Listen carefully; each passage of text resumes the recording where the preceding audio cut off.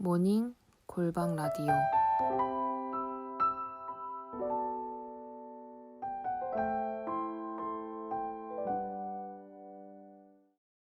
레바논아, 내 문을 열고 불이 내 백향목을 사르게 하라. 너 잣나무여 곡할지어다. 백향목이 넘어졌고 아름다운 나무들이 쓰러졌음이로다. 바산의 상수리 나무들아 곡할지어다. 무성한 숲이 엎드러졌도다. 목자들의 곡하는 소리가 나미여 그들의 영화로운 것이 쓰러졌음이로다. 어린 사자의 부르짖는 소리가 나미여 이는 요단의 자랑이 쓰러졌음이로다. 여호와 나의 하나님이 이르시되 너는 잡혀 죽을 양 떼를 먹이라.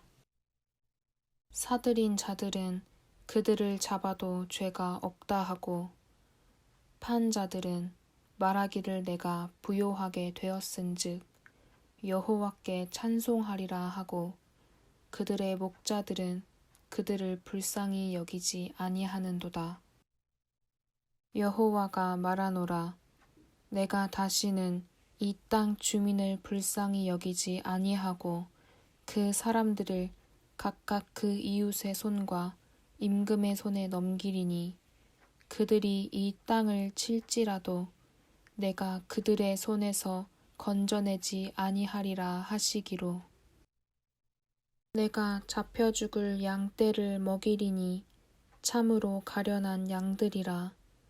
내가 막대기 둘을 취하여 하나는 은총이라 하며 하나는 연합이라 하고 양 떼를 먹일세.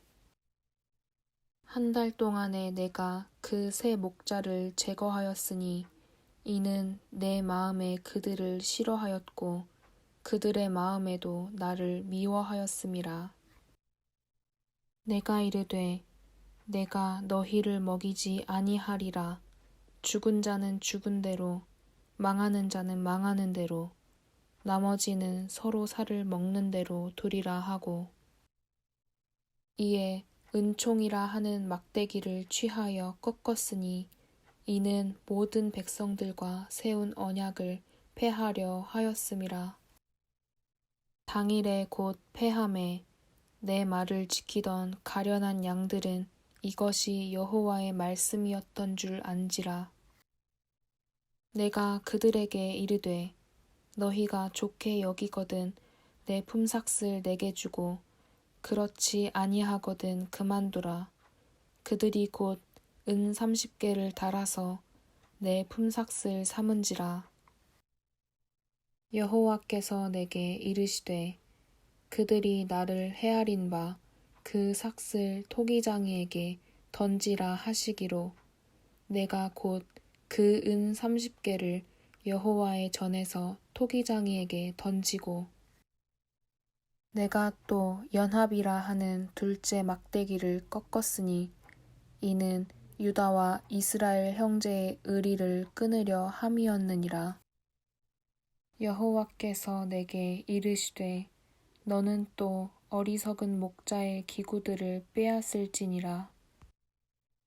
보라, 내가 한 목자를 이 땅에 일으키리니 그가 없어진 자를 마음에 두지 아니하며 흩어진 자를 찾지 아니하며 상한 자를 고치지 아니하며 강건한 자를 먹이지 아니하고 오히려 살진 자의 고기를 먹으며 또 그 굽을 찢으리라.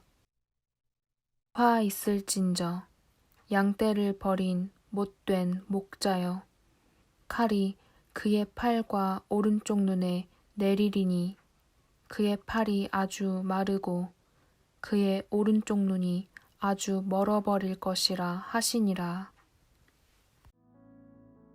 스가랴 11장은 레바논을 향한 하나님의 강한 심판의 메시지로 시작됩니다. 레바논은 이스라엘 북쪽 경계선과 맞닿아 있는 지역으로 백향목이 유명한 곳입니다. 백향목은 왕궁이나 성전의 주제목으로 쓰이는데 값이 비싸 레바논은 이 나무를 통해 상당한 수입을 벌어들였습니다. 그러나 하나님은 레바논의 백향목이 불로 사르러질 것이라고 말씀하셨습니다. 백향목은 이스라엘의 종교 지도층을 상징하는데 속히 멸망당할 것을 선언하셨습니다. 그때가 되면 잣나무가 애곡할 것이라고 함께 말씀하셨는데, 잣나무는 열왕기상 6장에 보면 성전의 마루와 문짝의 재료로 쓰입니다. 그래서 학자들은 잣나무를 성전 주제목 다음으로 쓰인다고 해서 중산층을 나타낸다고도 말합니다. 또 그날이 오면 바산의 상수리 나무들도 곡하게 될 것이라 예언하셨습니다. 바산은 요단강 동쪽의 광활하고 비옥한 땅을 말하는데, 그곳에서는 상수리 나무가 많이 재배되었습니다. 상수리 나무는 구약에서 타락한 백성들이 그 나무 아래에서 우상을 섬겼던 모습을 볼 때 우상 숭배자들을 암시하기도 합니다. 다시 말해 타락한 종교 지도자들이 심판을 받을 때 그를 따르던 모든 무리까지 우상 숭배자들이 당하는 멸망을 동일하게 받게 될 것이라고 예언하신 것입니다. 그들은 종교의 옷을 입고 있었지만 사람의 영광에 목적을 두었습니다. 하나님보다 소유에 더 집착했습니다. 결국 그들을 따르던 무리까지 지도자들과 똑같은 모습으로 죄를 범했던 것입니다. 그들은 우상을 섬기듯이 가증한 일을 자행했습니다. 사랑하는 여러분, 교회의 지도자와 앞선 자들은 자신의 행동에 대한 더 큰 책임이 있다는 것을 잊어서는 안 됩니다. 앞선 자들이 옳은 길로 행할 때 그에게 속한 양떼들은 안전합니다. 그러나 지도자들이 범죄하고 패역한 길을 갈 때는 그에게 속한 양떼들은 결국 멸망에 이르게 됩니다. 그래서 하나님은 양떼를 잃어버린 목자에 대해서 톡톡한 대가를 치르게 할 것입니다. 하나님은 시가라에게 타락한 목자들로 인해 방치된 양떼들을 내가 먹이라고 명하셨습니다. 본문은 양떼들을 돌보시며 아파하시는 하나님의 심정이 고스란히 묻어나 있습니다. 하나님은 더 이상 양떼들을 방치하실 수 없으셨습니다. 시가라에게 막대 둘을 취하여 양떼를 먹이라고 명하십니다. 여기서 주목해야 할 것은 막대기에 적혀져 있는 글씨였는데, 하나에는 은총, 또 다른 하나에는 연합이라고 쓰여 있었습니다. 7절입니다.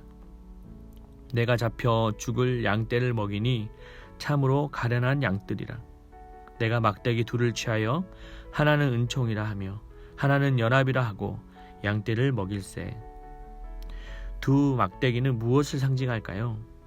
바로 은총과 연합의 통치 원리를 가지신 예수 그리스도를 상징합니다. 죄로 인해 마땅히 죽어야 할 인간에게 십자가의 보혈을 통해 구속의 은총을 베풀어 주셨습니다. 그 십자가의 능력은 하나님과 인간과의 관계를 이루어 주었고, 모든 믿는 자에게 복음으로 연합을 이루셨던 것입니다. 본문은 은총과 연합으로 오신 메시아가 하신 일들을 연이어 소개하고 있습니다. 8절입니다.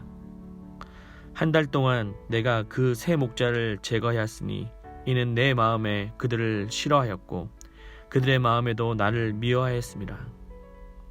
새 목자는 앞서 말한 유대 종교 지도자들을 상징합니다. 그들은 탐욕에 눈이 멀었고 양떼를 흩뜨려 버린 장본이었기에 반드시 심판하셨다고 말씀하십니다. 이러한 모습은 성전에 들어가서 상을 엎으시며 강도의 구렬로 만들어버린 종교 지도자들을 예수님께서 응징하셨던 모습을 연상케 합니다.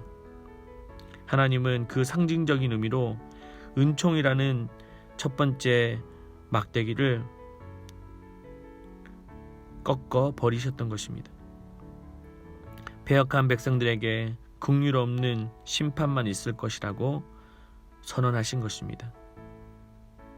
또한 하나님은 연합이라는 두 번째 막대기도 꺾으셨습니다. 그 이유를 13절에 말하고 있습니다. 여호와께서 내게 이르시되 그들이 나를 헤아린 바 그 삭슬 토기장이에게 던지라 하시기로 내가 곧 그 은 30개를 여호와의 전에 토기장이에게 던지고. 이 내용은 구속사적으로 제사장들이 예수 그리스도를 가룟 유다에게 은 30의 사, 그 돈으로 토기장이에 바칠 산 사건을 말하고 있습니다. 사랑하는 여러분, 하나님은 은총의 하나님이십니다. 또한 연합의 하나님이십니다. 그런 속성을 가지신 분이 진노하시고 심판하실 때 그 심정을 이해해 보셨습니까? 하나님이 만든 창조 세계를 뒤집어 엎으실 때 그 의도를 헤아려 보셨습니까? 더 이상 양떼를 방치할 수 없었기 때문입니다.